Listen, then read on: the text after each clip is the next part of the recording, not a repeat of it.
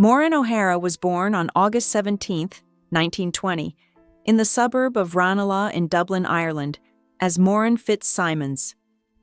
From a young age, O'Hara was surrounded by creativity, growing up in a close-knit Irish family that encouraged artistic pursuits. Her passion for drama led her to train at the Abbey Theatre, Ireland's national theatre, where she honed her skills in acting, voice, and diction. Known for her striking red hair, porcelain skin, and expressive green eyes, O'Hara made a seamless transition from British cinema to Hollywood in the late 1930s. Discovered by actor Charles Laughton, she was soon signed to a contract, which led to her first Hollywood role in The Hunchback of Notre Dame, 1939. O'Hara's career skyrocketed, and she became known not only for her beauty, but also for her strength and the powerful women she portrayed on screen. Rise to stardom, iconic roles in classic films. Maureen O'Hara's Hollywood career flourished as she appeared in several films that cemented her status as a leading lady.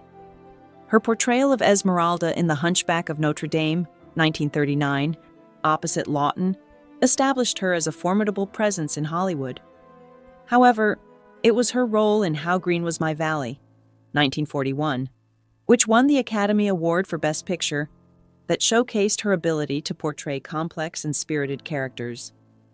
Other notable roles followed, such as in The Black Swan, 1942, and Sinbad the Sailor, 1947, demonstrating her range as an actress.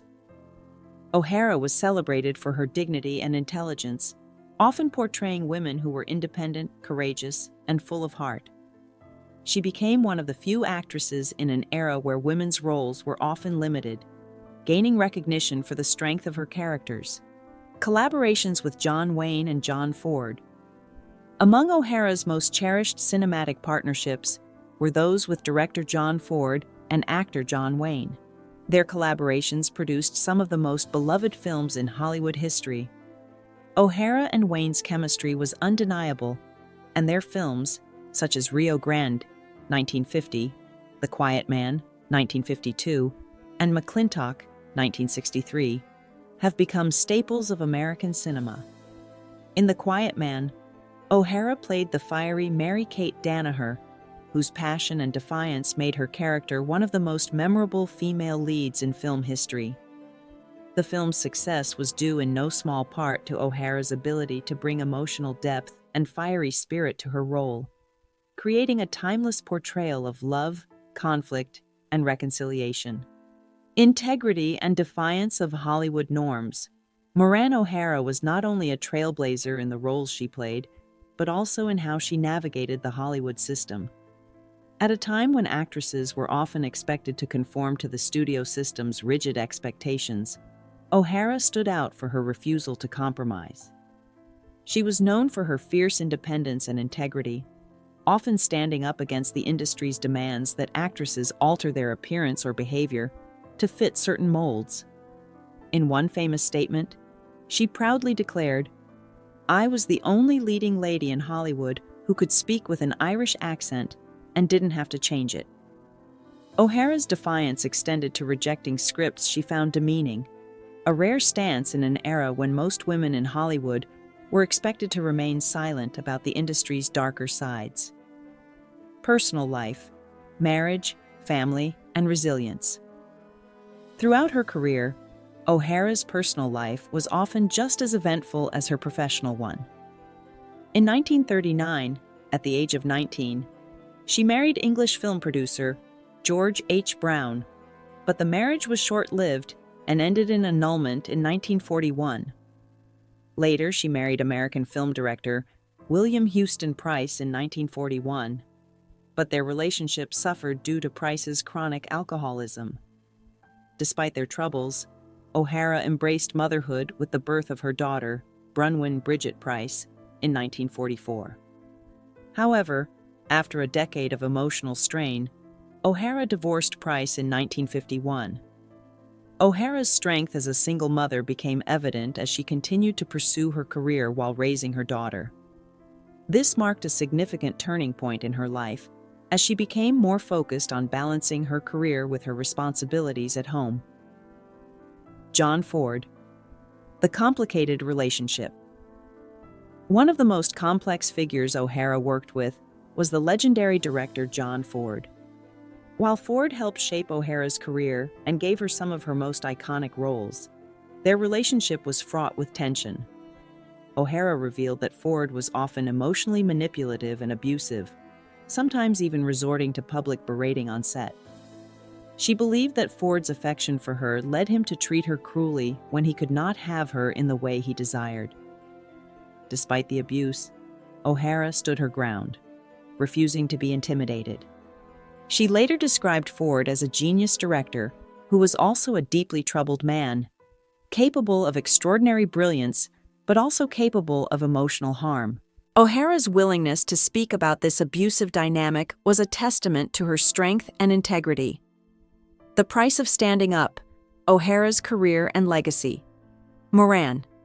O'Hara's decision to stand up against Hollywood's darker practices came at a high cost. She faced professional setbacks, including lost roles and opportunities, but she remained firm in her resolve.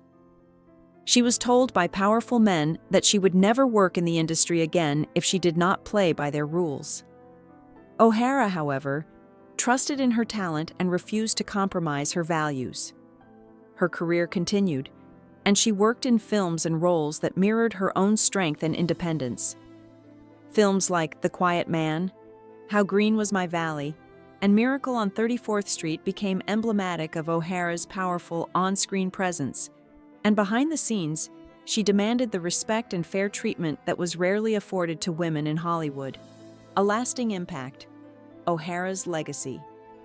O'Hara's contributions to Hollywood and her unwavering integrity laid the foundation for future generations of actresses to stand up for themselves. She was ahead of her time, speaking out against exploitation when few others dared.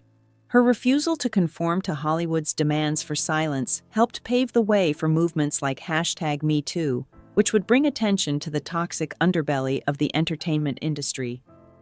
Decades later, O'Hara's legacy is not just in the films she made, but in her courage and strength to speak truth to power. Her stories and experiences remain an inspiration to many who continue to fight for a more just and equitable industry.